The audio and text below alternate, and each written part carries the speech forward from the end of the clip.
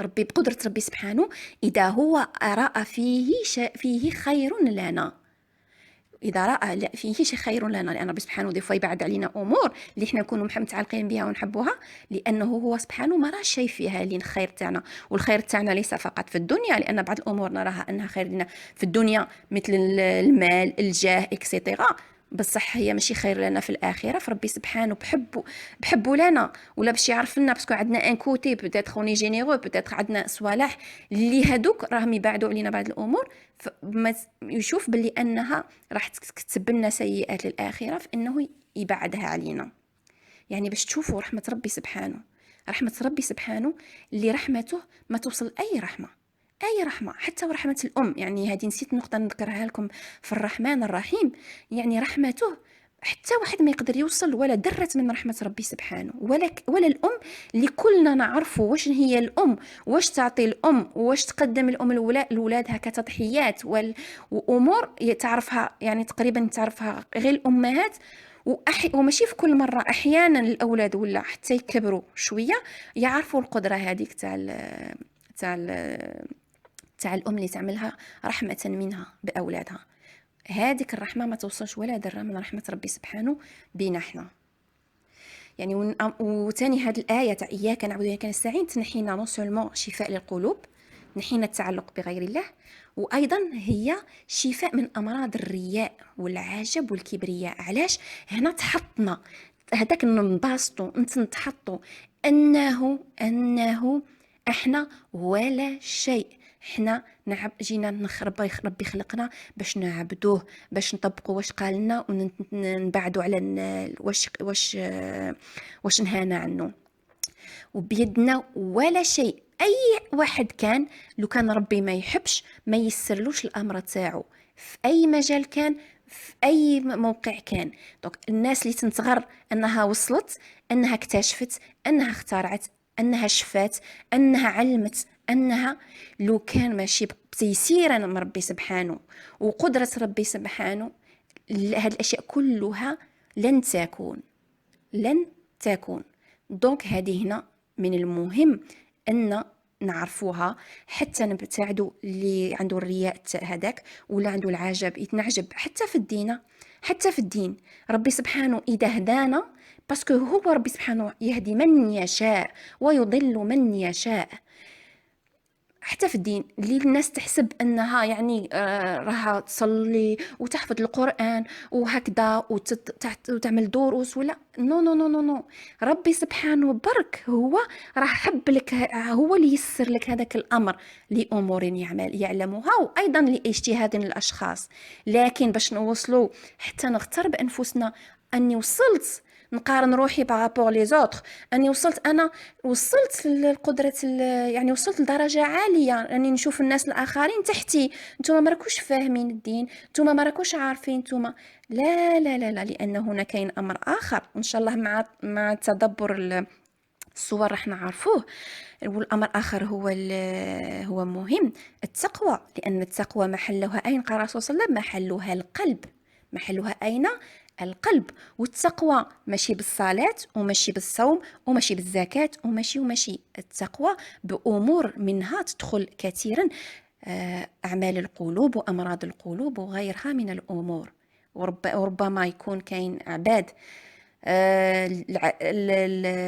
العبادات تاعهم يعني بسيطة جدا، يعني يصلي صلاته هكذا منضبط، يزكي ايتو ما عندوش هذاك تاع الكثرة في الأمور العبادية، لكن داخل قلبه صافي، قلبه خاف ربي سبحانه، حط ربي سبحانه في كل امر يعامله، ما يخدعش ما هذا درجة التقوى تاعو تكون عالية بارابور ربما لهذاك اللي عنده عبادات كثيرة لكن داخل قلبه كاين امراض كاين امور لا يعلمها الا ربي سبحانه.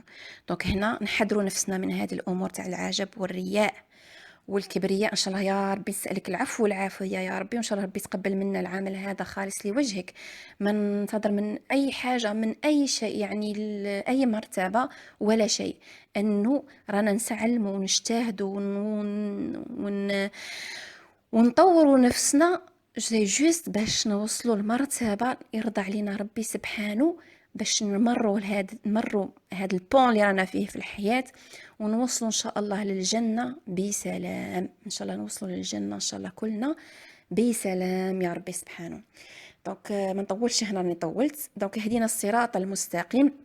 هنا معناتها رانا ندعيو ستان دعاء، رانا ندعيو انفوكاسيون لربي سبحانه، دلنا وارشدنا، وفقنا الى الطريق المستقيم، ثبتنا على الحق حتى نلقاك، ثبتنا يا ربي سبحانه. دونك شوفوا كم هاد الايات، هاد السوره واش تدخل فيها، كم من امور دخلت فيها. يعني يعني والطريق المستقيم هنا حتى نلقاك واش هو الاسلام، هو الطريق الواضح، الطريق الواضح حتى نصل الى رضوان الله وجنته الذي دلنا عليه شكون؟ خاتم الانبياء وحبيب العباد الرسول صلى الله عليه وسلم.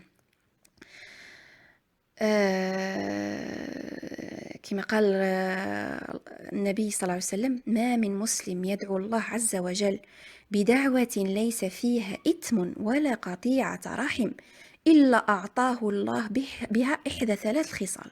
يعني تدعي ربي سبحانه بأي دعوة، هذه اللي كنت نقول لكم قبايل، الدعاء اللي ضيفوا نطلبوا امور وهذاك ربي ما يستجيبهاش الان ولا. دونك باحدى ثلاث خصال: اما ان يعجل له دعوته، يعطيها لك، واما ان يدخرها له في الاخره، يخزنها لك يعطيها لك في الاخره، واما واش ان يصرف عنه سوء مثلها. يعني السوء راح يقابل، ينحي عليك هذاك السوء، ما يعطيكش هذيك واش راك تطلب، بصح راح ينحي عليك سوء. الآن نمروا لل دونك هنايا يعني باش نتاني كنعرفوا امر مهم، ان لا سبيل، يعني لا سبيل الى سعاده العبد، لا سبيل الى سعاده العبد الا بالاستقامه على هذا الدين.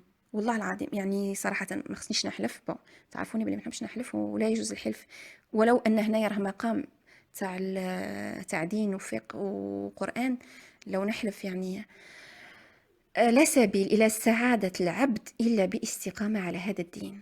لا سبيل يعني لا سبيل. هادوك كاع اللي يحوسوا على السعادة، كاين اللي يحوس عليها يروح يبقى يشري، كاين اللي يحوس عليها يبقى السيارات، كاين يبقى المباني، كاين اللي يبقى في العلوم الدنيويه، يعني لي بوست، يعني هذا البوست وهذا البوست وهذا البوست، كاين كل واحد واش راه يحوس، باسكو بور لوي هذاك هو، هذيك هي لا ساتيسفاكسيون، فوالا لا سي سا لو مو، يعني هذيك السعاده الابديه، خلاص سي سا، هذا هو لو فري بونور.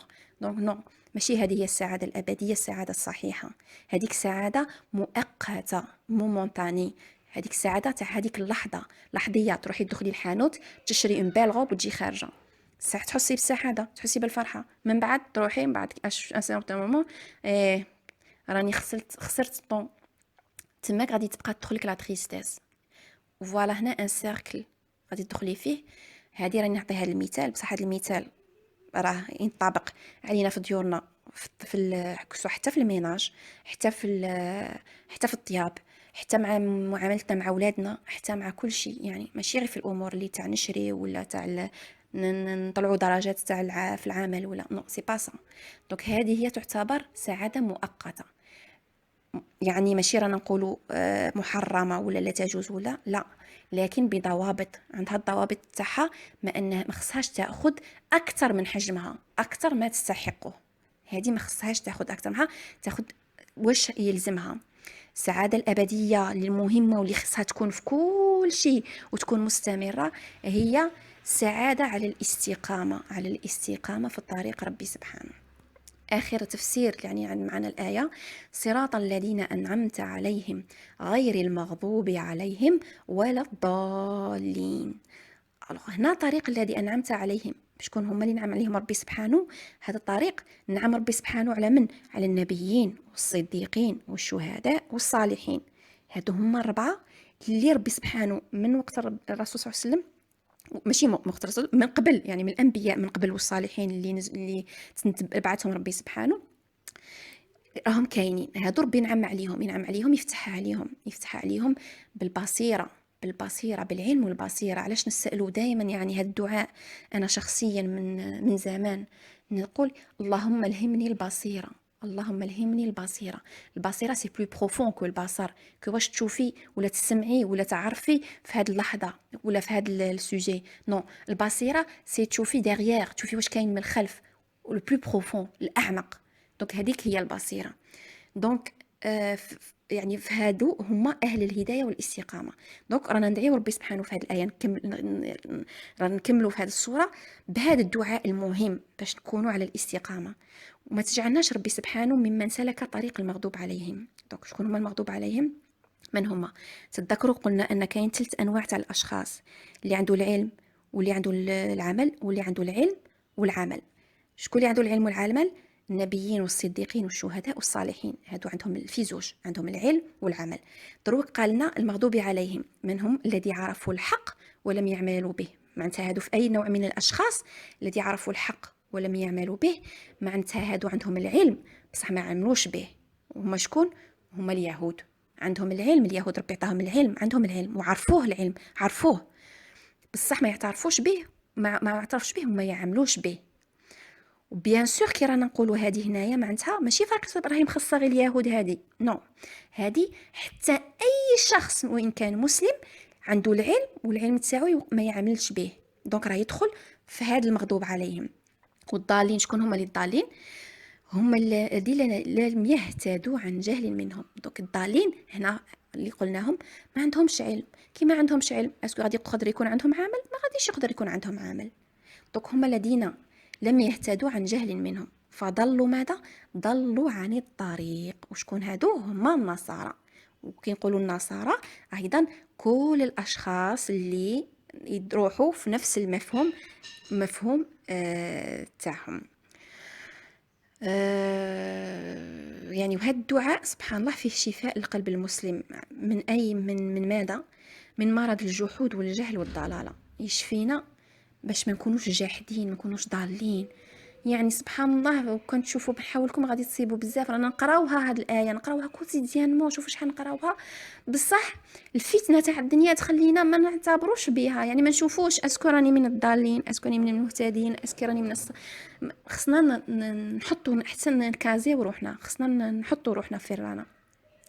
والدلاله ايضا على ان عظم النعمه هي نعمه الاسلام، وهذه خصنا نستشعروا بها ونفرحوا بها ونحمد الله بها. وقد ما نحمد ربي بها ماشي كتير، خاصة أننا احنا وليدنا مسلمين، يعني ما تعذبناش كيما اللي دخلوا في الإسلام ومازال مساكن يتعذبوا. احنا وليدنا مسلمين بالفطرة عطاها لنا ربي، بصح مالوغوزمون ما نعرفوش القيمة تاعها، ما نروحوش نبحثوا على ديننا ونتعلموه بطريقة جيدة. دونك خديناها فقط فطرة وتوارث كيما نورثوا أي شيء. هذه هي. فمن يعني خصنا حنا نكونوا يعني الاصل اننا نحن اللي نتابعوا، نحن احق اننا نعرفوا الحق ونتابعوه من غيرنا وراح نتحاسبوا حنا اكثر منهم. علاش؟ باسكو حنا من الاول راهي عندنا.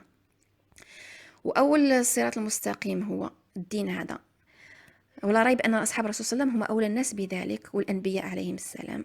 لهذا دلت الايه على فضلهم يعني، وعظمت منزلتهم رضي الله عنهم. يعني ويستحب يعني باش ننتهيو من التفسير، يستحب أن القارئ أن يقول في الصلاة بعد قراءة الفاتحة، يعني فقط في الصلاة آمين.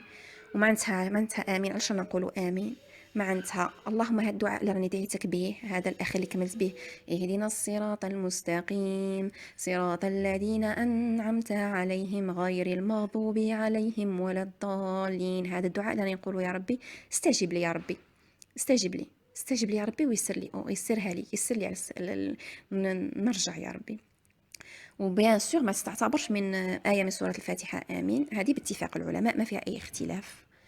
ولهذا يعني أيضا اجتمعوا أنها ما تكتبش يعني في المصاحف يعني. وهذا والحمد لله رب العالمين. إن شاء الله في الثاني نواصل إن شاء الله ونبدأ إن شاء الله في التدبر. السلام عليكم ورحمة الله وبركاته.